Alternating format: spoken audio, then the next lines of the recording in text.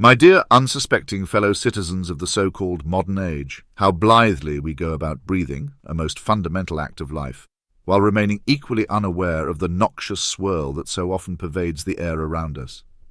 We take cautious sips of mineral water, pay ludicrous sums for free-range, organic or locally sourced, and yet in the very act of cooking our daily nourishment, we casually saturate our precious indoor spaces with the invisible ghosts of combustion. Allow me to propose a heresy that would give the squeamish, self-declared health gurus a moment's pause.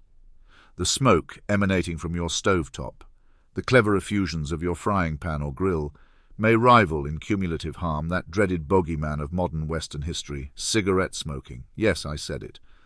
The charred haze from your beloved homemade cooking, the flambeed fumes that evoke Gascon kitchens of old, could rival your neighbour's daily pack of Marlboros in actual effect on your alveoli. Astonishing, one might say, that in an era so preoccupied with wellness, where entire food movements rise and fall, where yoga mat consumers track their every carbohydrate, we are spectacularly ignorant of the day-to-day incineration of oils, the volatilized fats, and the fiendishly microscopic particulate matter, PM2.5, if you want it spelled out, that you so blithely ingest. If you have an unvented kitchen or a cunningly designed contraption that vents to nowhere but back into your dining area, then, my friend, you've effectively turned your home into a low-level hazard zone, where each tasty morsel emits a host of contaminants. And many of us do this thrice a day. Flick through the annals of history and you'll find that our barbaric ancestors of earlier centuries fared no better. Actually, they may have had one small saving grace, those poor souls braving the vile smoke of a medieval hearth.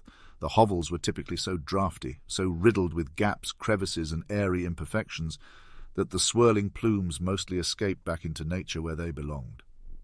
Certainly the stifling stench remained appalling, and one might well imagine those peasants hacking their lungs out in the gloom of a soot-stained cottage. But at least the noxious air was not hermetically sealed in modern insulation. They may have coughed up a lung, but by God, they left the door open a crack. Now in our own time we tout luxurious ventilation systems and fancy-sounding brand names. We pat ourselves on the back for having a token Dyson contraption perched in the corner of the office, or perhaps we make do with some half-hearted HEPA filter affixed to our HVAC. One can see the domestic occupants swell with pride at purchasing such devices, much as they might exult at having discovered gluten-free flour or a probiotic-laden kombucha. Yet they remain shockingly oblivious to that which bursts forth every time they turn the knob on a gas stove or fling another dash of olive oil into a scalding pan. Oh, I can practically hear the sighs of indignation. But cooking is necessary, dear Hitch, and so very pleasurable. Why yes, cooking is a delight, so long as one is not simultaneously rendering one's respiratory system a test tube for particulate matter. The house transforms into a confessional booth for environmental sinners each time the stovetop roars. The guilt, however, rarely surfaces because we cannot see the swirling microparticles. That's the real devilry. Second-hand smoke from a cigarette is visible and culturally reviled. Second-hand cooking emissions are invisible and culturally gastronomized. And let's not forget the historical travesty of the good old wood fire. For centuries, our species, enthralled with flame, hovered around the crackling logs, brewing a stew or roasting an animal. If you care to do so in some modern iteration of an authentic wood-burning stove or fireplace, you might as well place your nose in the vehicle exhaust pipe outside. The barbaric eras indeed greeted people with a trifecta of smoke, poor hygiene, and disease. But at least they had some unintentional ventilation courtesy of crooked windows, ill-fitting doors, and a roof that might leak in a good breeze. In short, they lived in a ventilated hovel, appalling, no doubt, but not nearly so hermetically sealed as our streamlined, double-glazed fortresses of the present day, which neatly ensnare all the combustion byproducts we conjure within. I say it's high time we surrender our illusions and address this fundamental failing of modern domestic life. If we insist on turning our kitchens into artisanal smoking chambers every time we saute an onion, then let us at least employ real, effective ventilation. Vents that lead outdoors, powerful extractor fans, air purifiers that truly handle the job rather than merely flash a brand name to soothe the occupant's conscience. Place a well-designed filtration system in the nerve center of the home and watch as indoor pollution plummets to levels that no longer rival the blacksmith's forge of old. As with so many aspects of modern existence, our complacency is sustained by ignorance or the comforting notion that things have to be this way. Nonsense.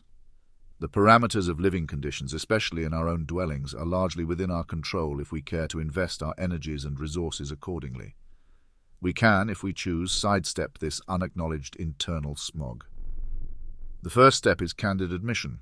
The beloved cooking smoke, along with all the unpronounceable fine particulates, is every bit as injurious to you and your children as a daily blitzkrieg of tobacco. Yes, it has a more savoury aroma, but that, I'm afraid, is about the only difference. So let us not treat the subject of indoor air quality with the same complacent triviality that the world once treated seat belts, asbestos, or lead paint. We should not consider it a luxury or a trifling detail, but an essential aspect of civilized living in the 21st century. We can no more ignore it than we can ignore a hairline crack creeping along the foundation of our home. So if you think that a token brand-name gizmo in the parlour is sufficient to guard your tender alveoli from the airborne assault of your own cooking, you'd do well to reconsider, lest you find yourself consumed by the slow, smoky progression of pollution that's not merely drifting from across the street but emanating from your very own stove. I trust that if there is any virtue in the rational mind, we shall collectively realize that indoor air quality has been woefully neglected in our grand human story, overshadowed by sexier topics like cigarettes, industrial smog, and the dreaded diesel bus. As we have finally recognized the cunning hazards of second-hand smoke, it is perhaps overdue that we cast an equally discerning eye upon second-hand cooking fumes. Let the gastronomes cry sacrilege if they must. Ultimately, it's a matter of breathing well and living long. If we can elevate human consciousness to approach this dilemma with the same vigor we once spent battling big tobacco, we might do ourselves a monumental favor. After all, in these modern times, it should be readily possible to have our sauté and breathe easily too.